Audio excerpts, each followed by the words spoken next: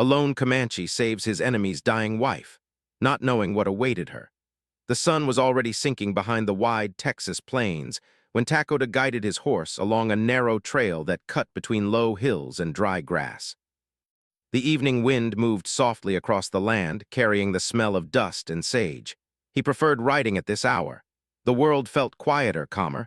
Fewer people traveled near sunset, and that suited him. Takoda had lived alone for many years. Once he had been part of a large Comanche band that moved across the plains together, hunting and sharing stories around warm fires. But times had changed. Conflict, loss, and broken trust had scattered many families. Takoda chose distance instead of anger. He built a small shelter near a hidden river bend where he could live simply and think clearly. That evening, as he rode home after trading dried meat and leather at a distant post, something unusual caught his eye. In the distance near a rocky slope, a wagon stood tilted at an odd angle. One wheel had sunk deep into the dirt. A horse was tied nearby, restless and tired. The area felt wrong, too still. Takoda slowed his horse and watched carefully. He did not rush toward unknown trouble. The plains had taught him patience. After a moment, he heard something carried by the wind. A faint sound, not the cry of an animal, it was a human voice. He guided his horse closer, keeping his hands calm and visible. As he reached the wagon, he saw a man kneeling beside a woman who lay on a thin blanket on the ground. The man's clothes marked him as a settler. His face was pale with fear and exhaustion. His hands shook as he tried to lift the woman's head gently. When the man saw Takoda, his body stiffened. His eyes widened with alarm. For a brief second, his hand moved toward his belt where a small pistol rested. The movement was not aggressive, only desperate. He looked like a man who had not slept in days. Takoda stopped his horse a short distance away. He raised one hand slowly to show he meant no harm. His voice, when he spoke, was calm and steady. "I will not hurt you," he said. The man studied him carefully. The silence between them felt heavy, filled with old history neither of them had created but both had inherited.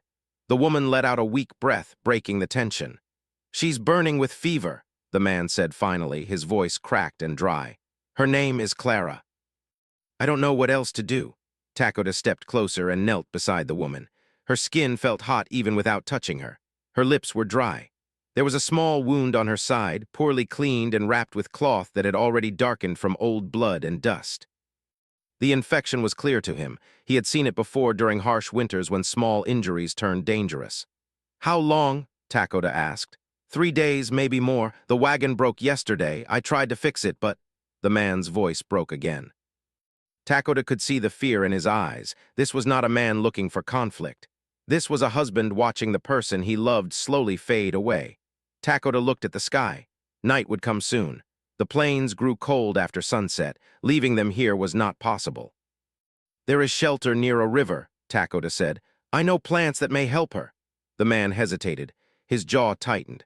Trust did not come easily, especially not between men who came from groups that had once stood on opposite sides of battle lines.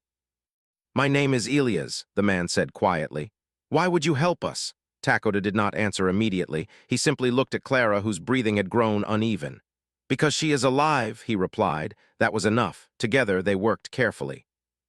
Elias moved gently, following Takoda's instructions. They lifted Clara onto a makeshift support using blankets and wood from the wagon. Takoda tied it securely to his horse so the weight would move smoothly. Elias walked beside them, holding Clara's hand the entire time. The journey to the hidden shelter took nearly 2 hours. The light faded quickly and the temperature dropped. Elias stumbled several times from exhaustion, but he did not complain. Takoda noticed the man's determination. Love was powerful. It gave people strength beyond their limits. When they finally reached the river bend, Elias looked surprised. Tall cottonwood trees surrounded a small clearing. Fresh water moved quietly over smooth stones. Takoda's shelter stood nearby, simple but strong, built from wood and earth. They carried Clara inside.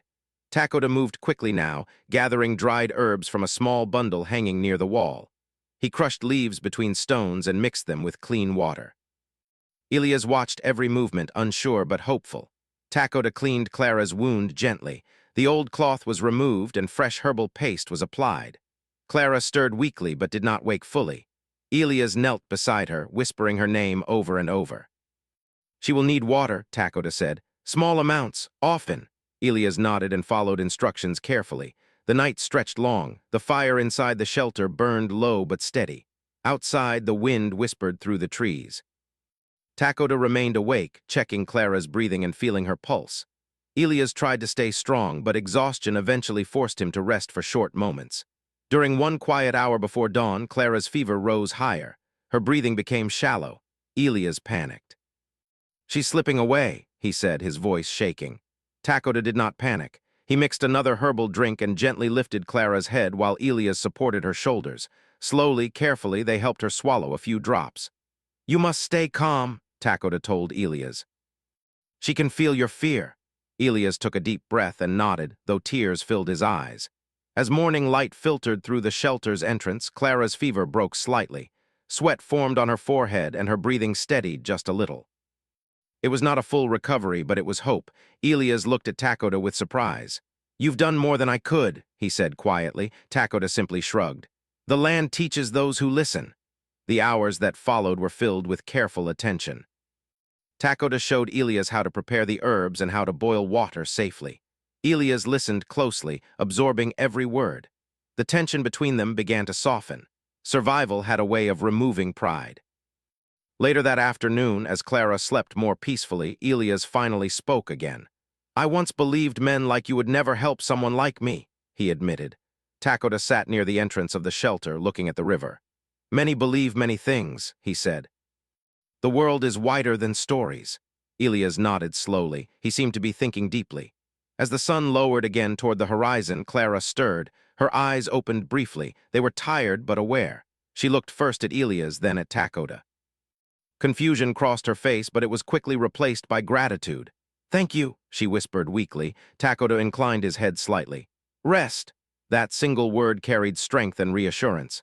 Outside, the plains stretched endlessly under the golden sky.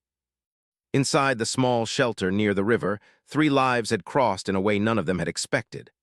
Old divisions had not vanished, but something quieter had begun to grow, something built not on history, but on shared humanity. As night approached once more, Elias realized something important. The man he once might have feared was now the only reason his wife still breathed. And Takoda, who had chosen a life of solitude to escape the weight of the past, now found himself connected again to the fragile thread of another family's future. But neither of them yet understood that this meeting, born from accident and desperation, would change far more than one life.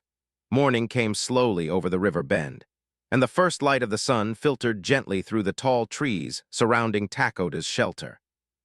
The air felt cool and fresh after a long night.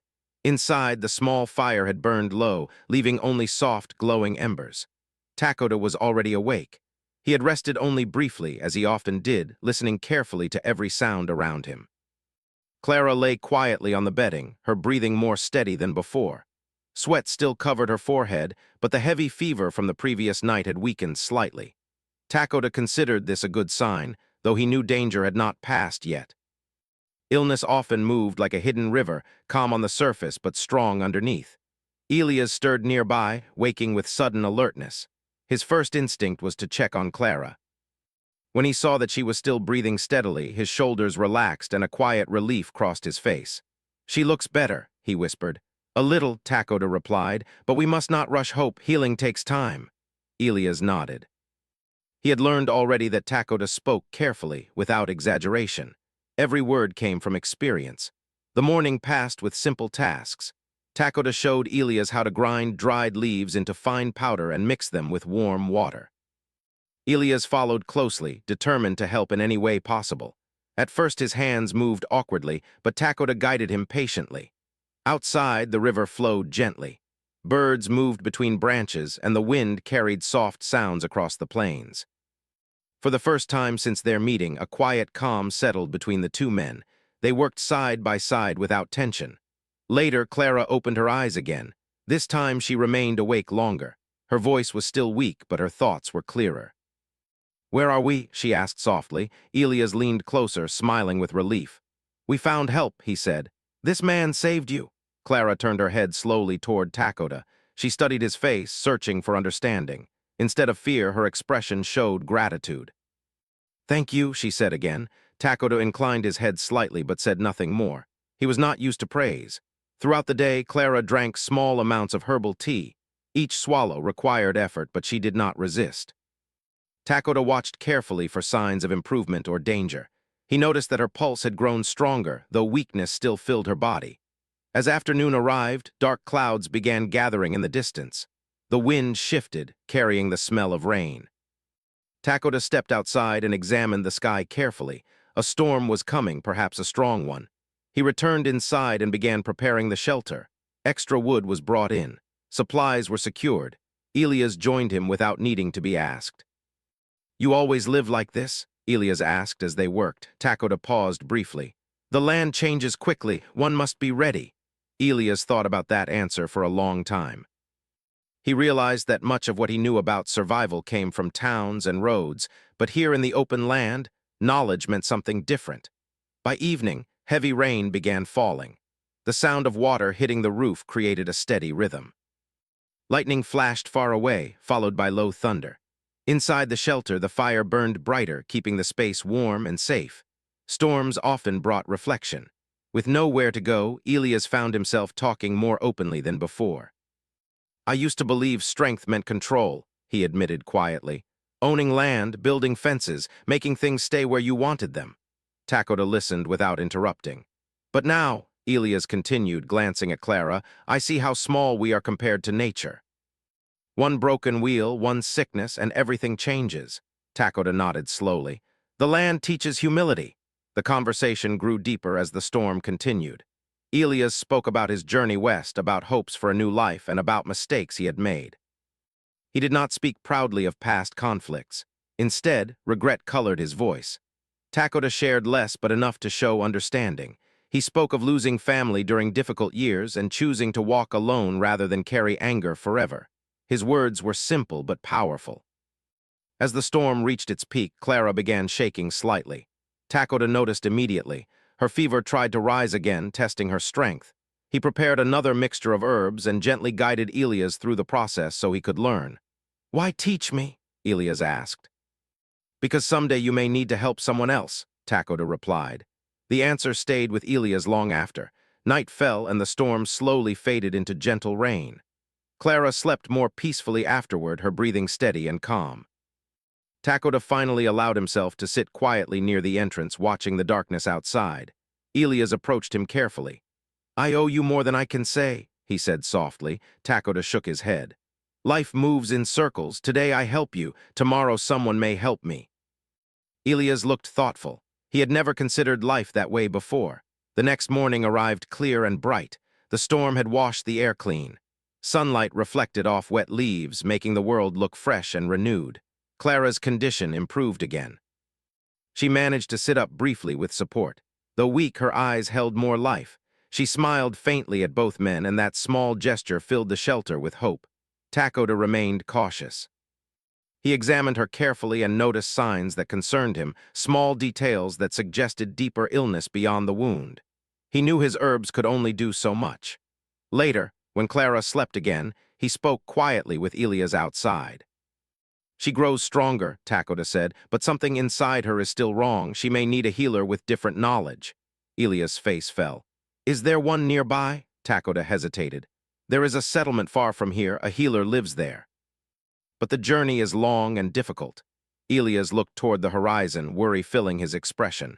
"If we stay here, will she survive?" Takoda did not answer immediately. Finally, he said, "I do not know." The uncertainty felt heavy. They stood in silence for several moments, listening to the river. "We will go," Elias said at last, his voice firm. "Whatever it takes." Takoda nodded. He respected the decision. Preparing for the journey would require careful planning. Clara would need support during travel, and they would need supplies. The rest of the day passed in quiet preparation. Takoda gathered herbs and wrapped them securely. Elias repaired parts of the stretcher they had used before, making it stronger and more stable. Clara watched them with concern but also trust. As sunset painted the sky with warm colors, Takoda realized that something had shifted between him and Elias. The fear that once existed had faded. In its place grew respect, not born from words, but from shared effort and understanding. None of them knew what awaited beyond the next journey. But they knew one thing clearly. Their paths were now connected, and the decision to move forward together would shape everything that came next. The morning they chose to begin the journey arrived with a quiet stillness. The sky stretched wide and pale above the plains, and a soft wind moved through the tall grass like a whisper guiding them forward. Takoda rose early, checking their supplies carefully. Every item had a purpose. Water skins were filled. Herbs were wrapped safely. Blankets were secured tightly to protect Clara during travel. Inside the shelter, Clara watched silently as Elias prepared the stretcher. Her strength had returned slightly, but even small movements tired her quickly. She tried to smile, though worry lingered in her eyes. "You don't have to rush because of me," she said weakly. Elias knelt beside her, gently holding her hand. "We are not rushing," he replied softly. "We are moving forward." Takoda entered quietly, carrying a small pouch of dried herbs. He examined Clara's condition carefully. Her fever remained low, but the weakness in her body told him that time was important. The healer in the distant settlement might be her best chance. "We must leave soon," he said calmly. Together they lifted Clara onto the stretcher. Takoda adjusted the rope so the weight would move smoothly behind his horse. Elias walked beside her, ready to help whenever needed. The journey began slowly, each step measured and careful. The land stretched endlessly around them. Dry grass waved under the sun, and distant hills rose like silent guardians. For long stretches, no words were spoken. The rhythm of footsteps and the gentle creaking of leather filled the air. Elias often glanced at Takoda, still amazed by how much knowledge he carried about the land. Takoda chose paths that avoided rough terrain and found shaded areas where they could rest without losing too much time. During their first rest, they stopped near a small stream. Elias helped Clara drink water while Takoda searched nearby for useful plants. He returned with leaves that helped ease pain and reduce swelling. "How do you know where everything is?" Elias asked. Takoda looked around the landscape. "The land speaks," he said simply. "You learn to listen." Elias nodded thoughtfully. He had spent much of his life trying to shape land to his needs, but now he realized that understanding it was far more important. As the journey continued, the sun grew stronger. Heat pressed down on them, slowing their progress. Clara drifted in and out of sleep, sometimes whispering Elias' name. Each time she stirred, he reassured her gently. Later that afternoon, they reached a narrow river crossing. The water moved quickly but was not too deep. Still, the crossing required careful coordination. Takoda stepped into the water first, guiding the horse slowly while Elias supported the stretcher. Halfway across, Elias lost his footing on a slippery rock. He stumbled, nearly falling into the current. Takoda reacted instantly, grabbing his arm and steadying him before he could lose balance. For a moment, their eyes met. Elias realized that without Takoda's quick action, the journey could have ended badly. Gratitude filled his expression. "Thank you," he said quietly. Takoda nodded once and continued guiding them forward. After crossing safely, they rested again under a cluster of trees. Clara's breathing had grown more strained, and Takoda adjusted her position carefully to ease discomfort. He prepared another herbal mixture, helping her swallow small amounts. As evening approached, they built a small campfire. The sky turned orange and gold, painting the world with warm colors. Elias watched Takoda prepare food with efficient movements. "You've traveled alone for a long time?" Elias asked. "Yes," Takoda answered. "Doesn't it get lonely?" Takoda paused, considering the question. "Sometimes," he admitted, "but silence can heal wounds that noise cannot." Elias thought about that deeply. He had always feared being alone, but he began to understand that solitude could be different from loneliness. That night, as stars filled the sky, they shared stories quietly. Elias spoke about his hopes for a peaceful future with Clara, about dreams of building a home where conflict would never reach them. Takoda listened without judgment. In return, Takoda shared memories of riding across open plains with his people when he was younger, describing laughter around fires and songs carried by the wind. His voice remained calm, but Elias sensed hidden pain behind the memories. The next day brought new challenges. Strong winds rose suddenly, carrying dust across the land. Visibility became difficult, forcing them to slow down. Takoda guided them toward a rocky outcrop that offered protection. Clara's condition worsened during the storm. Her breathing grew shallow and her skin felt warm again. Elias' fear returned, heavy and sharp. "Is she getting worse?" he asked urgently. Takoda examined her carefully. She is tired, he said. We must reach the settlement soon. The urgency pushed them forward once the winds eased. They traveled longer hours, resting less often. Despite exhaustion, Elias refused to stop unless Clara truly needed it. His determination impressed Takoda. During a quiet moment, Elias spoke again. I regret many things from the past, he admitted. There were times I followed others without thinking, times I believed stories instead of seeing people as they truly were. Takoda listened but did not interrupt. I would not have trusted you before, Elias continued. And now I trust you with everything, Takoda nodded slowly. Understanding grows when fear fades. Their bond deepened with every step. The journey was no longer just about survival. It became a shared path toward healing, not only for Clara, but for both men carrying old memories. Late on the third day, distant buildings appeared on the horizon. Small shapes against the wide sky signaled the settlement they sought. Relief filled Elias' face, though worry remained. What if they don't accept you? He asked quietly. Takoda looked ahead calmly. I did not help for acceptance, he said, only for what is right. As they moved closer, people began noticing them. Curious eyes watched from a distance. Some expressions showed concern for Clara, while others held uncertainty toward Takoda. They reached the edge of the settlement as the sun began to set. Elias called out for help, his voice carrying urgency. Several townspeople approached quickly, guiding them toward a small building where the healer worked. Inside, the healer examined Clara carefully, asking questions about her symptoms and the journey. Takoda stepped back, allowing Elias to stay close to his wife. After some time, the healer turned toward them with a serious but hopeful expression. She is alive because of the care she received before arriving here, the healer said. Without that, she would not have made it. Elias looked toward Takoda with deep gratitude. As night fell over the settlement, Takoda stood outside, watching the sky darken. The journey had changed something inside him. He had begun it as a lone traveler helping strangers. Now he felt connected again in ways he had not expected. The settlement felt very different from the open plains Takoda was used to. Wooden buildings stood close together, and the air carried many sounds at once, people talking, tools striking metal, horses moving restlessly near hitching posts. After days of traveling through quiet land, the noise felt heavy, almost overwhelming. Still, Takoda remained calm.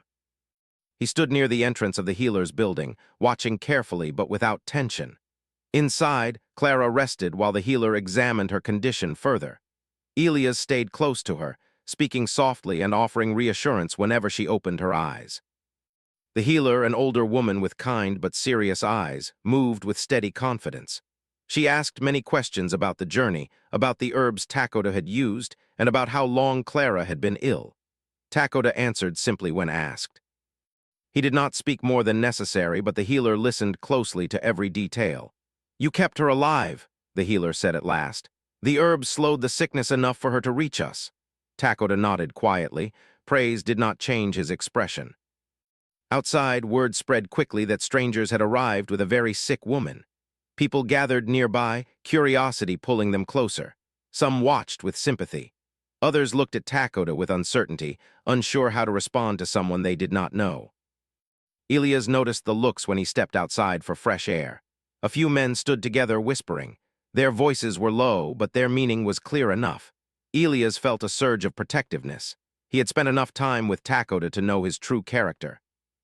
He saved my wife, Elias said firmly when one man asked questions in a doubtful tone. Without him, she would not be here. The group fell silent for a moment. Some nodded slowly, understanding the weight of Elias' words. Meanwhile, Takoda remained apart from the crowd.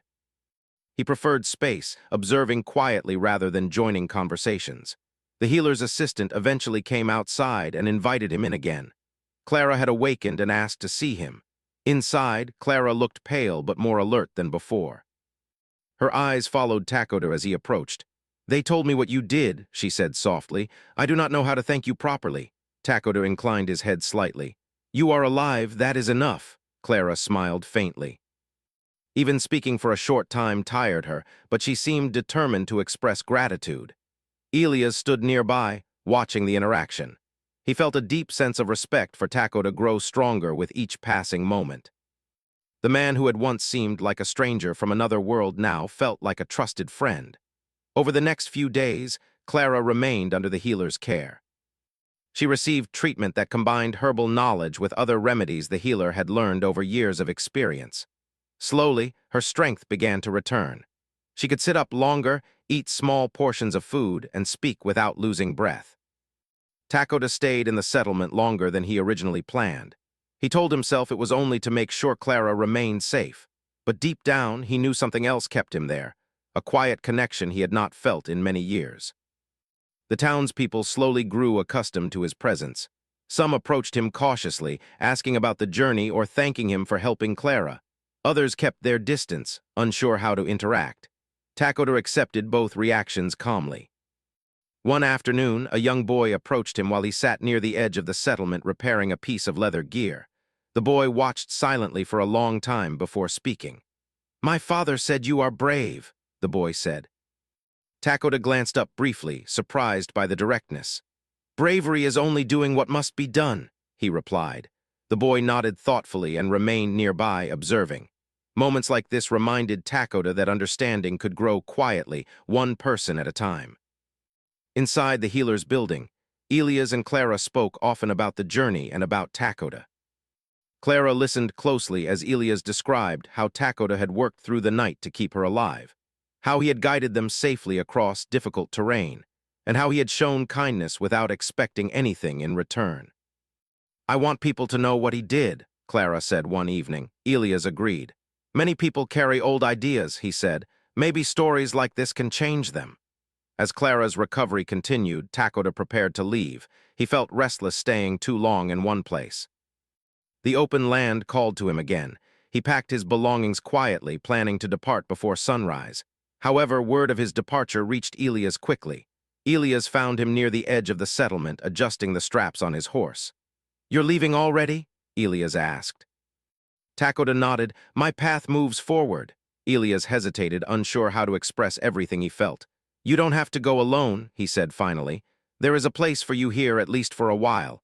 Takoda considered the offer but shook his head gently. "This is your home. Mine is the road." Elias understood, though part of him wished things were different. That evening, Clara insisted on sitting outside for the first time since arriving. Supported by Elias, she walked slowly to where Takoda sat near a small fire. The sky glowed with soft colors as the sun lowered. "I heard you plan to leave," she said. "Yes," she looked at him carefully. "Before you go, will you share a meal with us?" Takoda agreed. They sat together quietly, sharing simple food and watching the sky grow darker. The moment felt peaceful, filled with unspoken understanding. During the meal, Clara spoke about how fear and misunderstanding had shaped many lives, including her own.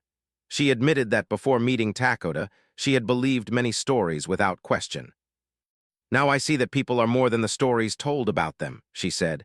Takoda listened but did not respond immediately. Finally, he said, "The world is larger than fear." As night settled around them, Elias felt a sense of closure approaching. He realized that their lives were about to move in different directions again, yet the connection they had formed would remain. Before they parted for the night, Clara handed Takoda a folded piece of paper.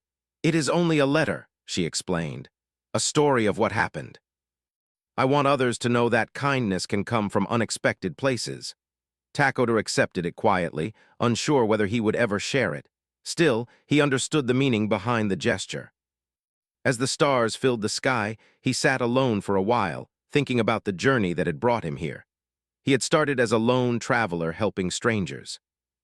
Now he carried something new, not just memories of solitude, but proof that even small acts of compassion could reshape the path of many lives. The night before Takoda planned to leave the settlement felt unusually quiet. Even though people still moved through the streets and lantern light glowed from windows, something deeper settled in the air, a sense that an important chapter was coming to an end. Takoda sat near the edge of town beside a small fire, watching sparks rise into the dark sky. He had packed most of his belongings already. His horse stood nearby, calm and patient as always. Inside the healer's building, Clara rested after her first full day walking without support. Her strength had grown steadily, and though she was not fully recovered, hope filled her eyes again. Elias watched her carefully, still unable to forget how close he had come to losing her. "You should rest," Clara told him gently. I will, he replied, though he remained seated beside her. I just want to make sure you're really here. She smiled softly, understanding his fear. I am here because someone chose kindness when it mattered. Both of them knew who she meant. The next morning arrived with soft, golden light spreading across the land. Takoda rose early, as he always did. He moved quietly through the settlement, avoiding drawing attention. Leaving quietly felt easier for him. He had never liked long farewells. But when he reached the healer's building, Elias was already waiting outside. I thought you might try to leave before sunrise, Elias said with a small smile. Takoda paused. I did not want to disturb anyone. You wouldn't be disturbing us, Elias replied. You are not a stranger anymore. The words carried warmth, but also weight. Takoda felt something shift inside him, something he had avoided for many years. Connection had returned to his life in a way he had not expected. Clara came outside slowly, leaning lightly on Elias' arm. She looked stronger than before, though she still moved carefully. I wasn't going to let you leave without saying goodbye, she said. Takoda inclined his head respectfully. For a moment, none of them spoke. The silence felt full, not empty. Clara stepped forward slightly. I finished the letter, she said, holding out a folded paper. It tells the truth about what happened, about how you helped us when you didn't have to. Takoda accepted the letter gently. Stories travel far, he said. That's the hope, Clara replied. Maybe it will help others see differently. Elias added, you changed more than our situation. You changed how I see the world. Takoda did not respond immediately. Praise always made him uncomfortable. Instead, he looked toward the open plains beyond the settlement. The healer approached then, offering a small bundle of supplies. These herbs may help you during travel, she said kindly. And thank you for trusting me with her care. Takoda accepted the bundle with gratitude. He respected knowledge wherever it came from. Word of his departure spread quickly despite his quiet intentions. A few townspeople gathered nearby, some offering thanks or small gestures of respect. Others simply watched silently, their earlier uncertainty replaced by curiosity or quiet approval. One older man stepped forward and said, I heard what you did. Not everyone would help someone who once stood on the other side. Takoda met his gaze calmly. Pain does not belong to one side only, he replied. The man nodded slowly, considering the meaning. After a short time, Takoda prepared to mount his horse. Elias stepped closer, his expression serious. If you ever need help, Elias said, you have friends here now. Takoda placed a hand briefly on Elias' shoulder, a simple gesture but full of respect. You will help others, he said. That is enough. Clara's eyes filled with quiet emotion. You gave us more than survival, she said softly. You gave us understanding. Takoda nodded once more, then mounted his horse. For a moment, he looked back at the people standing there, individuals who had been strangers only days before. Now they felt like part of a story he would carry forward. He guided his horse slowly out of the settlement. The sound of hooves faded as he reached the open plains again. The wide land stretched before him, familiar and comforting. The wind moved gently, carrying the scent of grass and distant water. As he rode, Takoda reflected on everything that had happened. He had spent years avoiding connection, believing solitude was the safest path. Yet helping Elias and Clara had reminded him that compassion did not weaken a person, it strengthened them. Days passed as he traveled across the plains. He followed old paths and new ones, stopping near rivers or shaded areas when needed. During quiet moments, he unfolded Clara's letter and read parts of it. Her words described not only the events but the feelings behind them, fear, trust, and unexpected friendship. One afternoon, Takoda encountered a group of travelers struggling with a broken wheel. Without hesitation, he stopped to help. As he worked alongside them, he noticed how easily cooperation formed when people chose understanding instead of suspicion. The travelers thanked him warmly before continuing their journey. As Takoda rode away again, he realized that his path had changed. He was still a lone traveler, but no longer disconnected from others. Meanwhile, back at the settlement, Elias and Clara began sharing their story with neighbors. Some listened with surprise, others with reflection. Slowly, conversations changed. People spoke less about old divisions and more about shared experiences. Clara's letter spread beyond the settlement, carried by travelers who found meaning in the story. It became a reminder that kindness could cross boundaries that once seemed impossible to overcome. Weeks later, as Takoda camped under a sky filled with stars, he felt a deep sense of peace. He was alone, yet not lonely. The memory of the journey stayed with him like a quiet fire that would never fade. He knew he might never see Elias and Clara again, but that did not matter. Their lives had touched, changed, and moved forward in different directions, like rivers that meet briefly before continuing toward separate horizons. As dawn approached, Takoda rose and prepared to continue his journey. The sun lifted slowly, casting light across endless land. With steady movement, he guided his horse forward once more.